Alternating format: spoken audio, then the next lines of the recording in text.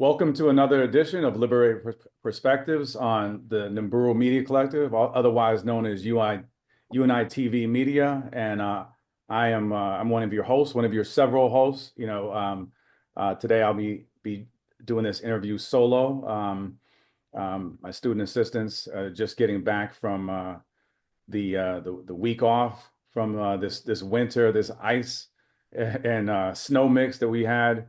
But nonetheless, it is a great honor to have Devin Walker in our virtual studio, otherwise known as Uncle Devin. Uncle Devin, Devin Walker, thanks for coming on. We appreciate it.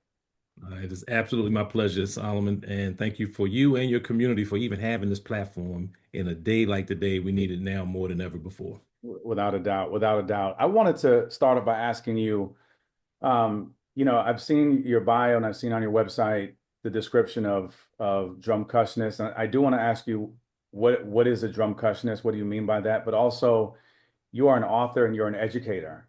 And Yeah, I wanted to kind of, start off by asking you if you can kind of talk about your experience in all three realms. sure, absolutely. Well, the word drumcussionist isn't something that I can say I created, but I heard it years ago.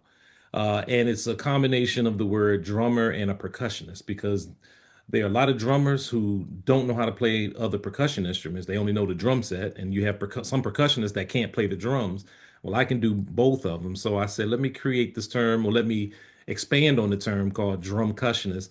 But since I started focusing my music on children, specifically those 0 to 12, I then added the word children in front of it. So I'm the children's drumcussionist.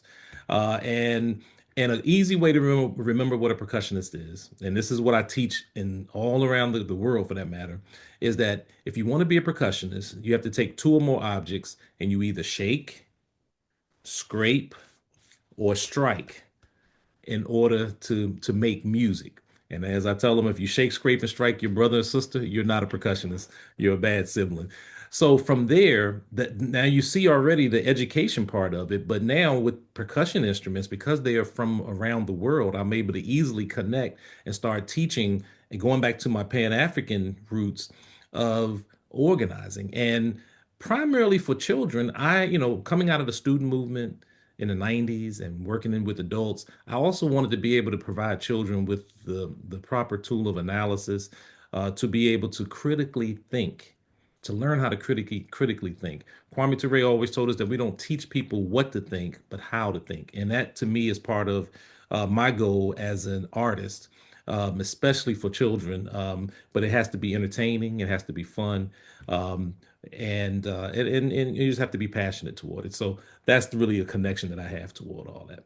Thank you. And can you talk about you're a DMV native. Can you Yeah. talk about how your upbringing within your immediate household, your family, Mhm. but also as well as your broader family, the DMV community, how growing up in DC, which has a really rich music history, including go-go and and Chuck Brown and so many others. So Yes. yeah.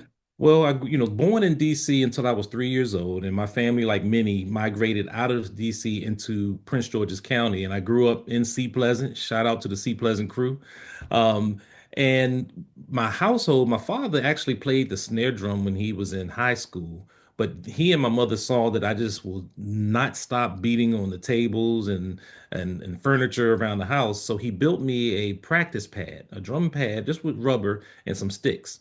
And that kind of started my progression into music. But my father also, when he was in the military, he used to do some, I guess, quasi DJing. And he has all these reel to reels that I grew up with all these jazz greats. I'm talking Dizzy Gillespie and Pras Prada and all these other drummers. And so I just started really getting immersed into jazz music at an early age. At the same time, growing up on R&B and Parliament and the Funkadelics.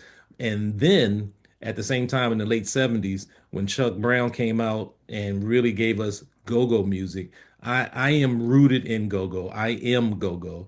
And so for me, it was phenomenal to have this subdrum this indigenous music coming out of, we say out of DC, but it's out of the DMV. This is the indigenous music of the DMV, Maryland, DC, Virginia. You can go down the Eastern Shore where I play regularly, Hmm. and they love it there as well. So for me, that's my roots. And then lastly, I will say growing up in the Prince George's County school system was probably my greatest musical exposure. I was in band from seventh grade to 12th, every type of band from jazz, concert, symphonic, even the Prince George's County Youth Orchestra. It blew my mind with all the different instruments that I could play, the timpani, the bass drum, the triangle, the cymbal. And so I just continued to carry that on through the rest of my career. And that's kind of have led me to becoming the children's drum cushionist. Yeah, it makes me think, I appreciate that. It makes me, when you describe that, it makes me think about our community here on campus, especially within the Nibiru Cultural Center, where we have a something called a juke joint, which is was started by, Ann Reese Carswell, the associate director of Nibiru. Mhm. But it's a place where students come, into the Nibiru Cultural Center. It's one of the most, if not the most popular social events for students on campus, where they come and they can display any range of talents, whether it's singing, playing an instrument, spoken word, MCing, I mean, a number of things, you name it. And we've Yeah. had so many people over the years who have graced that stage, including Jason Reynolds and Logic, all these folks. So I Yeah. wanted to ask you, why do you use music as an educational instrument? No pun intended.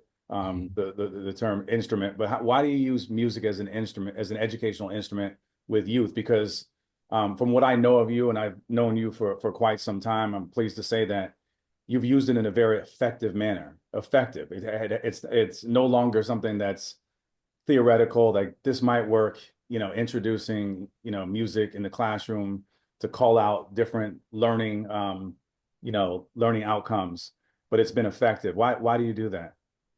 Well, it goes back again to my Pan-African upbringing, and one of my greatest heroes in this field was the great Paul Robeson, who was probably the most famous artist of his day around the world.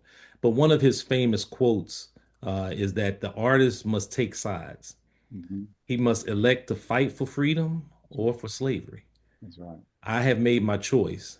I had no alternative. Mm-hmm. And at that same time, though I mentioned go-go, I also then grew up in the hip hop era, and Mm-hmm. that conscious rap just blew me away from, I mean, you name it from KRS-One to, That's right. just good, Tribe Called Quest, all of them that just Yeah. really started spewing this whole thing of conscious rap. And for me, to be honest, it was just a natural progression. Whatever aspect of culture that we're in, we have to use it. When I was active in the church, for example, I led protests in the church because that was another tool. We have to use religion as a tool of liberation. And so no matter where we are, we have to find that direction, in my opinion. Well, at least I know I did. And so for me, I had no other alternative. Yeah, no, I appreciate you mentioned that. And I wasn't going to ask you this question, but you've prompted me to ask this question just because you dropped his name, and that is the late great Paul Robeson. And I was just having a really interesting conversation, interview with Dr. Jared Ball of Morgan State, who has roots at University of Maryland as well. And he was talking about he'd like to see a much less, moving forward, a much less sanitized version of Black History Month, where we're getting stuff that's more like much more tangible, not just the so-called like corporate approved Mhm. images of folks who had much more radical sides, like a King, and Yeah. even introducing radical figures that are never talked about hardly during Black History Month within kind of mainstream institutions or corporate institutions and so forth. And you mentioned Paul Robeson, right? Paul Mhm. Robeson being a person that unfortunately very few young people know about, and even young people who are, to me, if you're a young person, especially a young person of African ancestry who is an athlete or an actor or a thespian or someone who is a musician, you got to know about Paul Robeson. I mean, this is a guy who sang opera in multiple languages, spoke multiple languages, was the epitome of Renaissance man. I mean, was an All-American in different sports. He had his law degree, and so can you, for folks that don't know, why is it that Paul Robeson is not a household name Mhm. in the United States? Well, one, because he was loved around the world. At a time when the civil rights movement was building, there was actually a dichotomy between civil rights and human rights. Paul Robeson had already transformed to this whole aspect of human rights, but he was loved in Russia and in China and in Eastern Europe. I mean, beloved, and they were listening to what he was saying, and Mhm. he was exposing the United States for what they were, which the United States didn't want to be exploited. Not just him, but W.E.B. Du Bois and others that were traveling.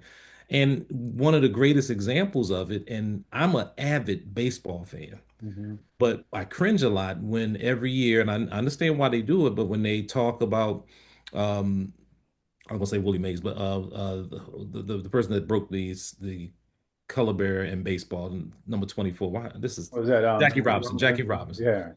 Yeah. And so they used Mr. Robinson, and he even apologized to this for later on in his life, I believe in one of his in his autobiography. They used him to pit against Paul Robeson because the two of them were the two most popular people there. But of course, they would come from different dichotomies. Paul Robeson was adverse in understanding he was African. Mhm. Jackie Robinson, coming out of the military, was the golden child of Americanism at the time, still dealing with racism that he had to deal with. They tried to use him, for at the Senate confirmation or at the Senate hearings against Paul Robeson, and he said that he regretted that he didn't stand stronger with Paul Robeson. So, one of the things again is that part of not having someone like Paul Robeson being known is because they don't want people to read what he had to say, what he actually went through, and to see all that he and his wife and his family had to endure just because they decided to stand for truth and understanding who they were. Right. Appreciate that. Appreciate that. Devin, um, the next question I want to ask you, the importance of teaching. Why do you like why is it so important to teach the racist roots or the racist content that is in children's music, and to to take it even a step further as you do, to teach them how to deconstruct dominant narratives that are fed to them, because you'll have folks that will say, oh, and I know you've heard it, I've heard it many times. Oh, you know, um, it's you're making much to do with nothing. Yeah, it was, but why, there's not, it's not a really big deal. It's not a big deal, because they don't know it's racist, and Mhm. it's a children's song, and they don't have to know it's racist. Why are you telling them? So why is it important to teach this? And I want to lead to, because you've done a lot of work. You're doing, not done, but you're doing a lot of work around. And one of the reasons, one of the many reasons I wanted to bring you on the show is that I love going to your TikTok page. I love going to your Instagram page and seeing the different vignettes that you have on a range of historical issues, but and contemporary issues. But one of the things that really sparked a lot of interest in me to talk about this is your breaking down of different songs, children's songs. So, uh, Mhm. what's the importance of that? Sure. Well, on a basic level, we're having national conversations about race, children, and education, but we rarely talk about the cultural tools that shape how racism was normalized in the first place. Mhm. Children's music was one of those tools, but it's hardly ever discussed. What I show in my new book, and we'll talk a little bit more about that, is that these ideas didn't disappear with time. They became embedded, subtle, and often unquestioned. And that's one of the most important things. And if we're serious about change, we have to understand what children have been hearing all along, not just what they've been taught today. So it almost matters because there are far too many teachers and educators who simply don't know this history. Many are using these songs in the classroom, childhood settings, well, at least childcare settings, and in all their different programming without any understanding of the historical context these songs come from. And to me, that's dangerous. And Mhm. so what I'm doing is this is not to shame educators, not at all. It's to equip them. It gives them the tools and the framework of analysis of how to listen to children's music differently, how to ask better questions about the lyrics, origins, the purpose, and its impact. And once they have this lens, they can't unhear what they've been taught in the past, but it's where the real responsibility actually begins. So for me, um, I started this process back when I was at the University of Maryland, Baltimore County, looking at a video called Ethnic Notions. Marlon Gibbs Yeah. was the author, and Marla and Esther Rolle narrated it. One of that just blew my mind because it showed in a real sense. It wasn't just a talk discussion. They showed you the videos and the music and the history, and it was phenomenal. And what you see is really a continuation of what I learned back in college back in the late 80s. Right, right. So, what about the ice cream truck song? Okay. What is racist about that, or what racist content is that maybe some folks don't know about, and definitely because they don't know about it, it kind of just just went kind of surreptitiously around their mind's eye. Sure. So when I in researching this book and researching this for my book, and the book is called Eeny, Meeny, Miny, No, The History of Racism in Children's Music and Entertainment. And I'll talk about that in a moment, at least the name. But what I explained in the book is that the ice cream truck song many of us grew up with isn't culturally neutral. And it has documented lineage rooted in minstrelsy, Mhm. blackface minstrelsy. The melody most commonly used by the ice cream truck song comes from a chain of 19th century minstrel songs. It began with Zip Coon, written in 1838, which kind of caricatured a free black man and mocked black intelligence and it mocked literacy and aspiration. And the melody was later reclaimed into what is known as Turkey in the Straw. And it's another, which is another minstrel staple, before eventually being softened into the children's song, Do Your Ears Hang Low? So you got three different melodies there that kind of all touch with one another. But along the way, the melody was repeatedly used to carry explicit lyrics and racist stereotypes. So in the 20th century, commercial recordings set that same tune to songs that mock black people using degrading imagery and language, including recordings tied directly to food and entertainment. So here you start talking about these things. And over time, the lyrics were stripped away, but the melody remained and it eventually became the sound associated with ice cream trucks and childhood joy. Now, let me just say this that that's the key point. The song didn't start as innocent. The melody did cultural work long before it became a jingle. When we removed the words, we didn't remove the history. We just stopped talking about it. And Mhm. as I write in the book, melodies are also memories and they cannot be disconnected from their own history. So the ice cream truck song is a clear example of how minstrelsy didn't disappear, it adapted, softened, and embedded itself in everyday life. And what I will say is that I would ask your listeners to Google Arthur Collins. Arthur Collins was known as the king of ragtime, and he popularized what is called coon songs, Mhm. explicitly built around mocking black speech, appearance, and behavior. His repertoire included songs of overtly racist titles and themes, including "Coon, Coon, Coon," "Ten Pickaninnies," and others. But he did a song. He also did a version of Eeny, Meeny, Miny, Mo, but there's a version of a song that was written that has the original lyrics of of the ice cream truck song, and it's like nigger want a watermelon. Oh, dun dun dun dun dun dun dun dun dun dun dun dun dun dun dun dun dun dun.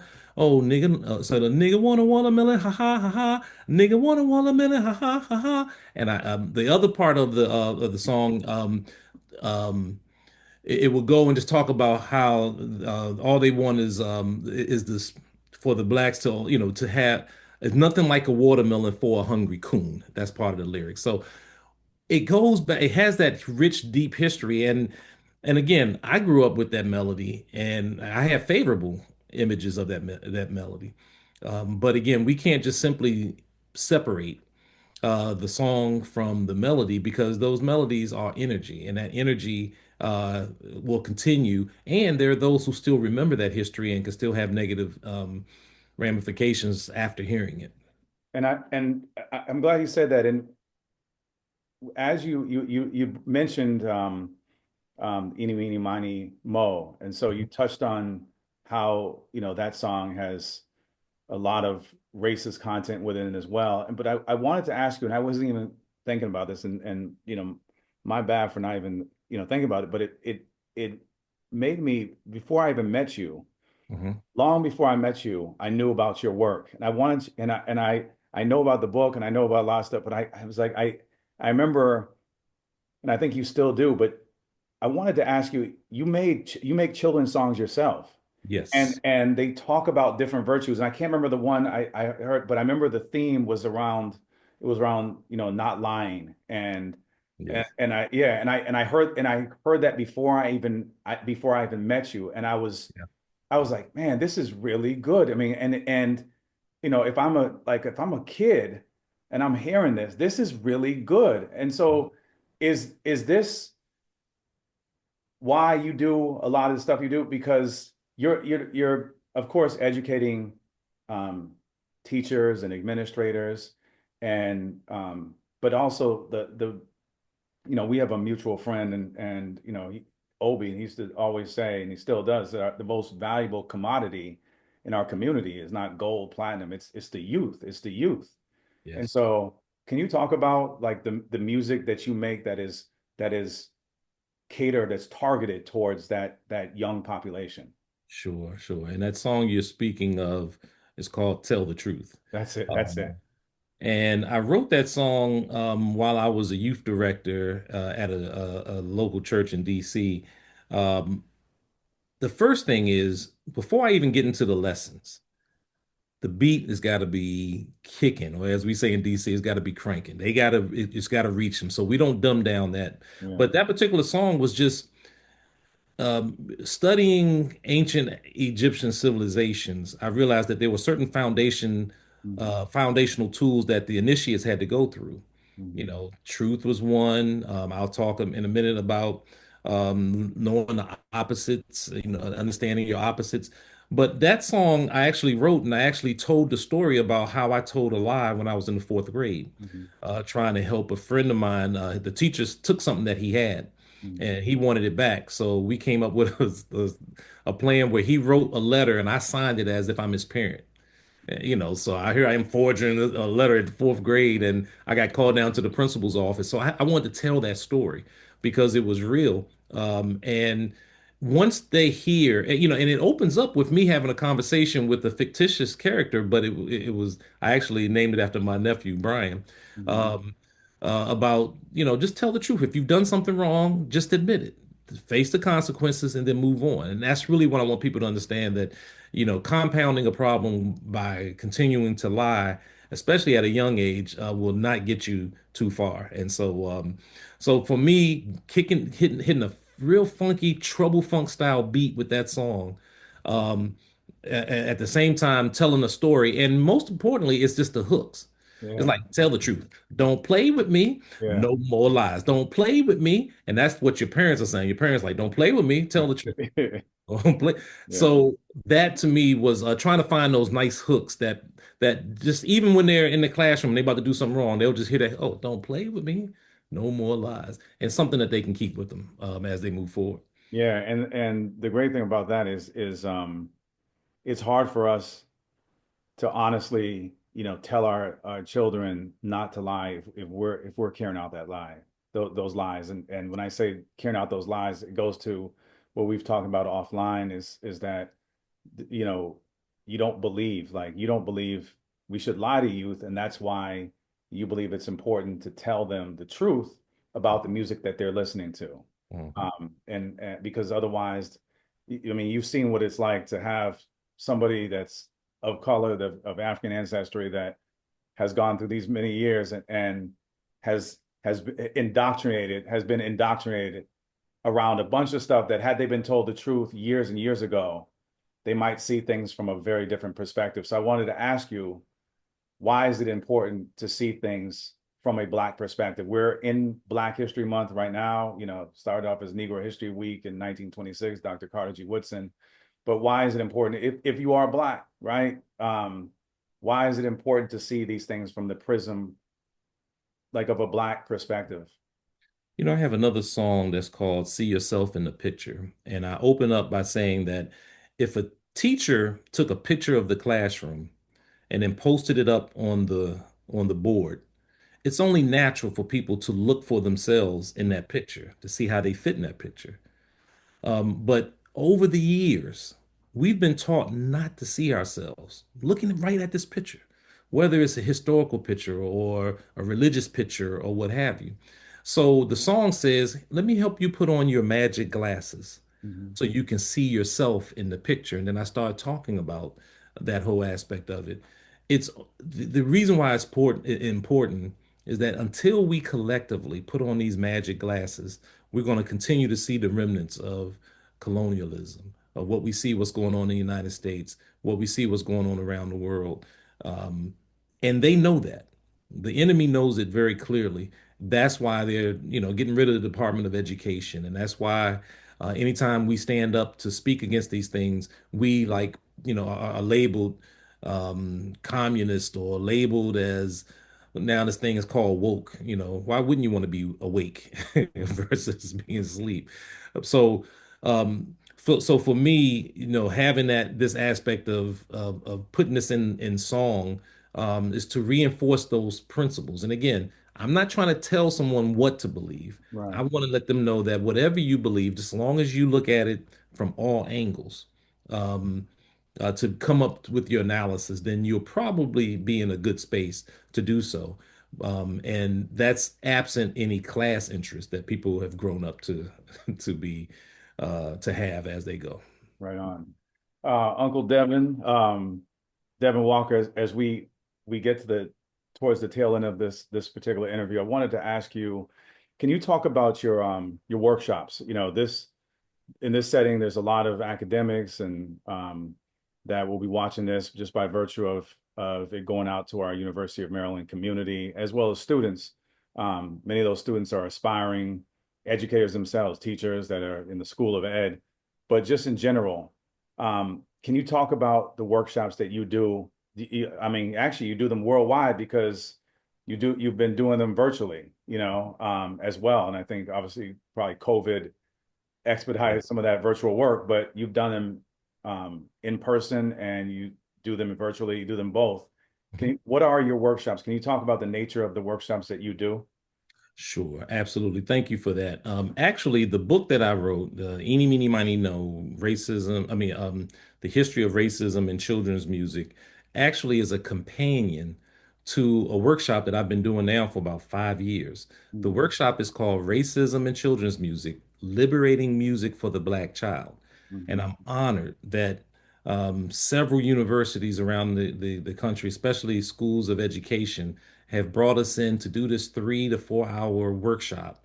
The workshop is viewed through the lens of chattel slavery and settler colonialism. Um, and it explores how children's music has historically been used to reinforce racial hierarchy, shape identity, and normalize anti-Black narratives. Now, the Mhm. workshop examines the hidden histories of familiar nursery rhymes and continue to use racialized and how they continue to use racialized children's media and the whole aspect of appropriation of African music in popular films. So I curated all, I mean, I won't say hundreds. I don't want to exaggerate it, but I curated so much cartoons and songs and historical images and sheet music so that you can see it for yourself, so you can hear it for yourself, so you can gain the tools to critically assess what children are consuming and why it matters. The workshop also highlights Negro spirituals as the antithesis to this. So you have Negro spirituals that was all about liberation. And so we talk a little bit about that. And the book again kind of expands on the themes that I developed from the training. And I'm grateful that the Brooklyn library system and the New York City library system has hired me out before to teach their entire staff, well as Virginia Tech University, others as well as library systems, local library systems, Anne Arundel County in Maryland. Just came from California doing something that's De Anza College, and so I'm so grateful for that. And that's one of the workshops that I do. I have different types of workshops, some that are just musically driven, if people are interested in that, but also from some of my other books that you see over my shoulder that focuses more on liberation theology. I have a training that's called The Way of the Gentiles, the real history behind a frequently overlooked biblical command, and the hidden in plain sight, going back to putting on your glasses, Africa, the Bible, and the false prophets with money. And I'm talking about people, false prophets of Christianity. Right. Appreciate that. How can I ask you how have the workshops on college campuses and universities, how has that gone over? How have they been received? Not even better than I even expected, because many times, not some, like for example at Virginia Tech, they brought us in for all day workshop Mhm. and a performance. Because what I do in my workshops is I have what I call Uncle Devin's PSAs. It Mhm. stands for problem, solution, and action. I'm not one to just to talk about a problem. And I'm sure you've been in meetings before where Yeah. there's always one person, all they want to do is get up and just yell about the problem for hours and nothing gets solved. But if you have a problem, you got to talk about a solution, and not just talk about a solution. Then you got to put that solution, you got to put action to that solution, but not telling somebody else what to do. What am I going to do? Put that responsibility on me. And if each one of us focus on that, we can move forward. So my PSAs and my training does just that. I talk about the problem, but I also will show you practical solutions that I know I have done and that I'm currently doing. One of which is being a children's artist. We can't talk about having this negative music and not have anything to counter it. So I said I have to be responsible for that. I can't just sit here and say we need new music and I not be part of that solution. I talk about organizing. We've organized a group of African or Black artists in a group called All One Tribe, and we all came together. Each one of us wrote one song. We put that into an album called One Tribe Collective. Well, the group is called One Tribe Collective. The album is called All One Tribe. And that album was nominated for a Grammy for Best Children's Album. That's what you see behind me is my plaque for that. So we started organizing, and we've now transformed the whole children's music industry. At one time, the primarily genre that you would hear in children's music was folk, pop, and rock music. Yeah. So now we've come together and said we're going to be part of that solution and action. And then we also was talk about different suggestions that people can do. If people want alternative music, then they can come to our radio station that we created, We Nation Radio. You can download it right now on your phone or your app. We stands for Watoto Entertainment and Education. And Watoto is Swahili for children. It's a 24/7 children's music radio station, commercial free, that is age appropriate and culturally relevant. And guess what?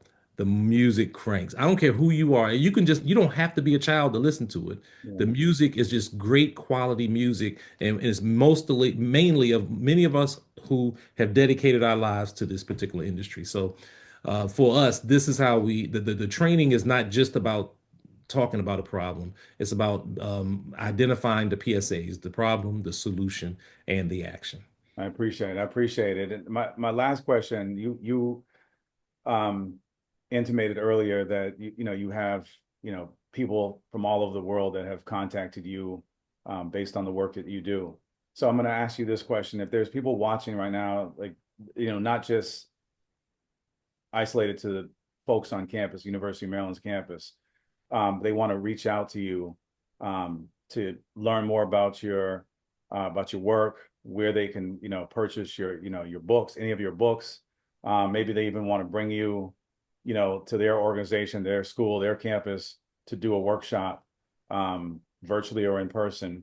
how would they, what is the best, most direct route for them to get in contact with you? And then the second part of that question, what are your socials? Like, where can they find you on social media as well? Okay. For my book, Eeny, Meeny, Miny, Mo, and any of the other books that I've written, you can go to Devin, spelled Devin, DevinLWalkerBooks.com. That's where if you want to get copies of that. But if you want to book us for a workshop, go to UncleDevinShow.com. UncleDevinShow.com. And again, Devin is Devin. Any of my socials, I got to give a shout out to American Idol star Kimberly Locke, who's my social media guru. She has an organization called I Am Entertainment, and you can go to any of my socials at Uncle Devin Show. That's Uncle Devin Show. Now, the one of the things about being a children's artist is that you have content that is for children, and then you have content that is for adults, and you have to be very intentional about that. My discussions for parents, they can go to a YouTube page where we really get into a deep dive and can really talk about a lot more. And that they can go to my other YouTube page for adults that is called Evolving with Uncle D. That's Evolving with Uncle D. That's where we as adults can get into more adult content. And but if you go to Uncle Devin Show on IG or any of the social medias, you'll be able to find us.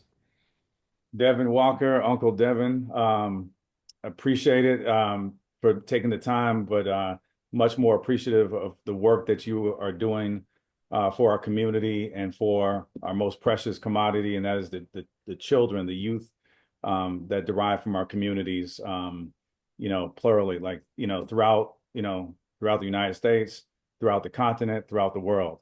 I want to thank you so much for coming on. It's again been an honor. No, it's my pleasure, and continue to do what you do. Really, this is what liberation is all about. So thank you. Right on. That is Devin Walker, otherwise known as Uncle Devin. Please reach out to him, support his work. I'm Solomon for Liberated Perspectives on the Nimburo Media Collective. Until next time, peace.